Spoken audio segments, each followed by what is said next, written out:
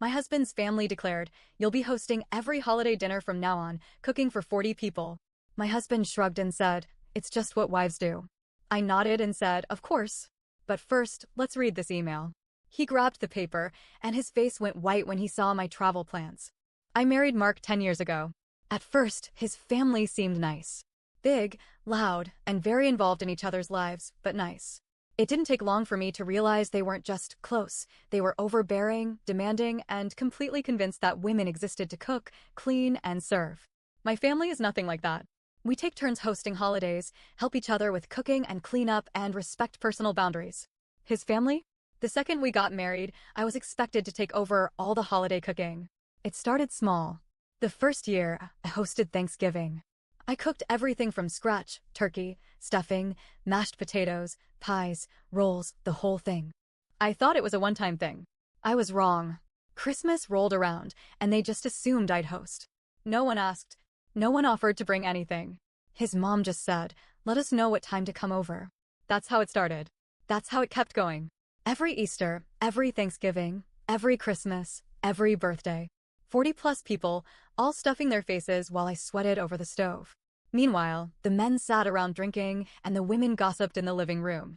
Mark never helped. If I asked, he'd say, "It's just what wives do." Last Christmas was the last straw. I had spent 2 days cooking. I was exhausted.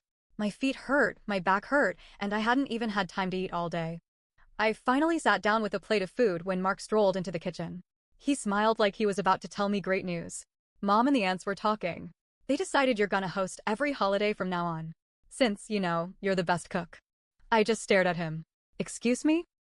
He shrugged. "It's not a big deal, babe. It's just what wives do." That was it. That was the moment I snapped. I didn't yell. I didn't argue. I just nodded and said, "Of course." And then, I made a plan. That night, after I cleaned up the kitchen alone while everyone else laughed and drank in the living room, I went online and booked a trip. A 6-month trip. I had been saving money for years. Not for anything specific, just a just-in-case fund. Well, just in case had arrived. I booked flights. I booked hotels. I planned an itinerary that would take me through Europe, South America, and anywhere else I wanted to go. Then, I sent out an email to his family. "Merry Christmas, everyone. Exciting news. I have been offered an incredible opportunity for a 6-month international culinary program starting this spring. I'll be traveling across Europe to study regional cooking techniques. Unfortunately, that means I won't be able to host any holidays this year. But I'm sure one of you will step up. Much love, me." Was it a real program? No. Did I care? Also no. The next morning, Mark was scrolling through his phone when he suddenly sat up straight. "What the hell is this?" I sipped my coffee. "What's what?" "This email. You're going away for 6 months. "Oh, yeah." I smiled. "Didn't I tell you? I got into a culinary program. It's a once-in-a-lifetime opportunity." His face went pale. But what about the holidays? What about them? Who's going to cook?" I shrugged. "I don't know. I'm sure someone will figure it out. It's just what families do, right?" He panicked. Within 10 minutes, his mom was calling me, screeching into the phone about how I was abandoning them. His sisters flooded me with texts. "You're ruining the family. Just cancel your trip. You're being selfish. What kind of wife just leaves her husband like this?" And my favorite from his mom, "You need to start acting like a real wife." To which I replied, "Funny, I thought a real wife was supposed to be loved and appreciated, not treated like a free catering service." She didn't like that. Mark spent the next week trying everything. First, he tried sweet-talking me. "Babe, you know I love your cooking. I just don't want to celebrate the holidays without you." Then, he tried guilt. "You're really going to leave me alone for 6 months? What am I supposed to do?" Then, anger. "You're acting like a selfish brat. You're my wife, and you're just abandoning me." Nothing worked. I packed my bags. The night before my flight, he tried one last thing. "If you don't cancel this trip and come home, we're done." I looked him in the eye and said, "Okay." I left the next morning. I turned off my phone. I didn't check my emails. For the first time in a decade, I spent my holidays the way I wanted to. Drinking wine in Italy. Eating fresh pastries in France. Walking on the beaches of Greece. And back home, they were losing their minds. I'll finish this later. For now, I'm going to order another glass of wine and enjoy my freedom. I spent my first few weeks abroad in pure bliss. I drank cappuccinos in Rome, wandered through the lavender fields of Provence, and ate my weight in fresh pastries in Vienna.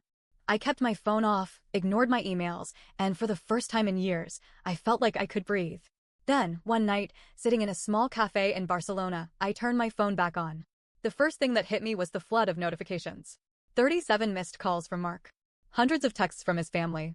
A single, passive-aggressive email from his mom. Hope you had fun ruining Christmas. Curious, I started scrolling through the messages. And that's when I started laughing. It turns out, without me there, the holidays were a complete disaster. Thanksgiving?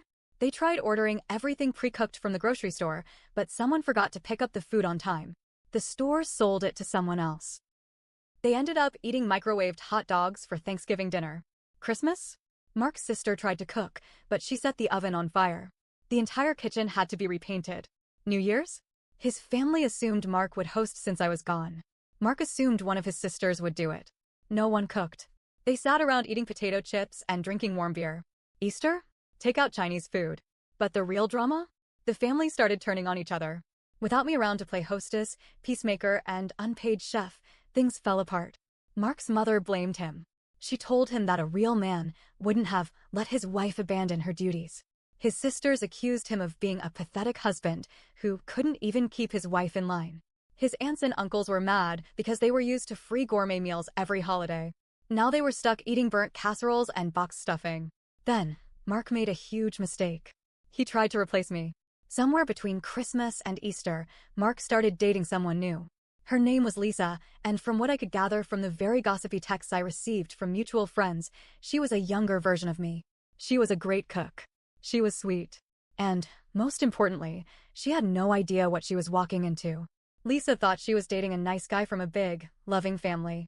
She had no clue they were just grooming her to be the next unpaid servant. But Lisa?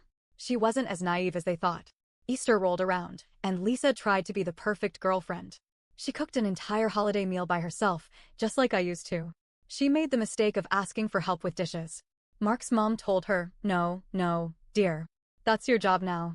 Lisa walked out, and Mark chased after her. That's when Lisa snapped. She told him that she wasn't his maid, wasn't his wife, and sure as hell wasn't going to be treated like some unpaid cook. She dumped him on the spot. After Lisa left, Mark lost it. He showed up at my parents' house. He cried. He begged. He said he had made a huge mistake. He said he had taken me for granted. He even promised to help with cooking and cleaning if I came home. But I wasn't home.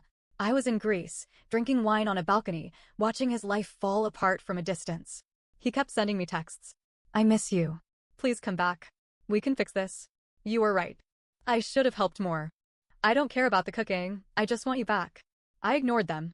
Then, his tone changed. "You need to come home. Now. I will not let you humiliate me like this. If you don't come home soon, you'll regret it." That's when I knew Mark wasn't sorry. He was just angry that he lost control. I was planning to just ignore him forever. But then, something way more interesting happened. Mark's mom emailed me, and what she said blew my mind. I stared at my screen, rereading the email. At first, I thought it was another guilt trip or another dramatic message about how I'd ruined the family. But it wasn't. It was a warning. "I don't know what's wrong with Mark, but you need to be careful. He's not handling this well. I thought he'd get over it, but he's been saying some unsettling things. You might want to come back before things get worse." For a moment, I just sat there. Mark's mom? Warning me? This was the same woman who had spent years treating me like a kitchen appliance. The same woman who had once told me I was lucky to be in their family. Now she was telling me to be careful? Something wasn't right. I didn't reply. Instead, I reached out to a mutual friend back home, someone who had always been on my side, but stayed quiet to avoid drama. Me, "Hey, have you seen Mark lately?" Friend, "Yeah. Why?" Me, "I got a weird email from his mom. She's acting like he's losing it." Friend, "Oh. Yeah, you could say that." That's when she filled me in on everything I had missed. After Lisa dumped him, Mark completely spiraled. First, he started telling everyone that I was coming back. He told his family, his coworkers, even people at the grocery store. "She just needed time," he'd say. "She'll be home soon." Then, he started making preparations. He cleaned the whole house, which he never did when I lived there. He bought my favorite foods and put them in the fridge. He even bought a plane ticket in my name. Except, I never booked a flight home. Then, it got worse. When people started questioning him, Mark changed his story. "She's not coming back," he started saying. "She's already here." That's when the real creepy stuff started. He began posting online like I was still home. A picture of a homemade dinner with the caption, "She's such a great cook." A blurry photo of an empty chair at a restaurant, tagged with my account, "Date night with my love." Even a picture of my old slippers next to his, with the caption, "Finally complete again." People started noticing. Friends reached out to me, confused. They'd comment on his posts, saying, "Wait, I thought she was still traveling." Mark deleted every comment that questioned him. Then, he blocked people. Then, he went after my family. I was already on edge when my brother called me. "You need to come home," he said. "No, I really don't." "You don't get it," he snapped. Mark came to mom and dad's house. I went cold. "He what?" "He showed up last night. Said he was there to pick you up." I gripped the phone tighter. "What did they say?" "They told him you weren't there." He didn't believe them. "He kept saying you were playing a game and that he knew you were hiding inside." "He didn't," I swallowed. "He didn't try to break in, did he?" My brother hesitated. "Not exactly," he admitted. "But he wouldn't leave. He just stood outside. For 3 hours." I didn't say anything. Eventually, Mom called the police. He left before they got there. But he told her, "She'll come home soon." "She has to." That's when I made a decision. Mark wanted me home? Fine. I'd come home. But not the way he expected. I landed back home in the middle of the night. It had been 6 months since I left. 6 months since I had cooked a meal for that ungrateful family. 6 months since I had carried the weight of being the perfect wife. And now, I was back, but not for Mark. I was back to end this. My brother picked me up from the airport. He was tense, gripping the wheel a little too tightly. "You sure about this?" he asked. "I need to see it for myself," I said. He didn't argue. We pulled up to the house I used to call home. The first thing I noticed? The lights were on. Every single one. The second thing? The front door was unlocked. I exchanged a look with my brother before pushing the door open. The moment I stepped inside, I realized something was very, very wrong. The house looked like I had never left. My coat was hanging by the door. Except I took my coat with me. My favorite mug was sitting on the counter, still filled with coffee. Except I hadn't been here in half a year. The table was set for 2. My plate had food on it. Like I had just stepped away for a moment. Like I had never left at all. That's when I heard footsteps. Mark stood at the top of the stairs, wearing the same sweatshirt he had on the night before I left. His face went pale when he saw me. "You're home," he whispered, eyes wide. I swallowed hard. "Mark, I knew you'd come back," he said, stepping down slowly. "You always do."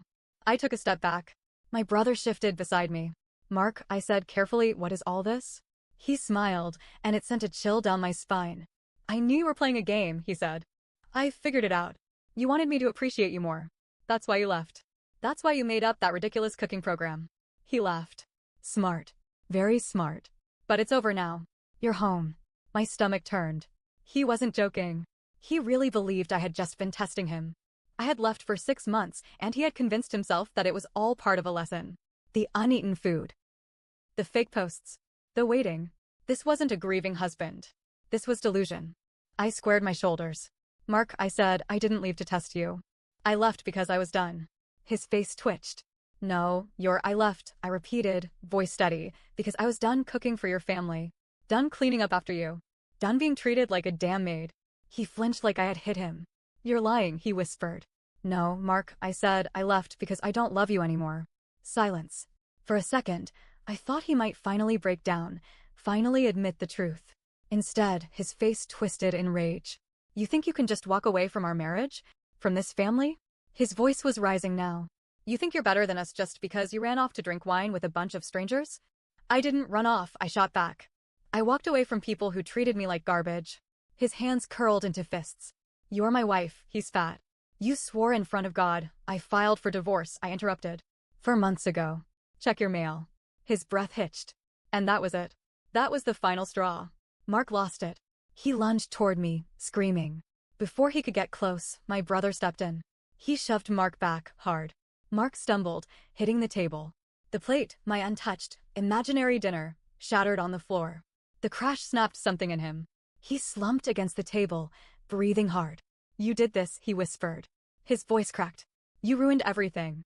I stared at him. The pathetic, broken man in front of me. "No," I said quietly. "You did." I turned and walked away. This time, I wasn't just leaving. I was free. I stayed at my parents' house while the divorce finalized. Mark never signed the papers. He tried dragging it out, but it didn't matter. The court granted it anyway. His family? They turned on him. When they realized I was really gone, they blamed him. You should have done more to keep her. She was the only one who knew how to run things. This is your fault.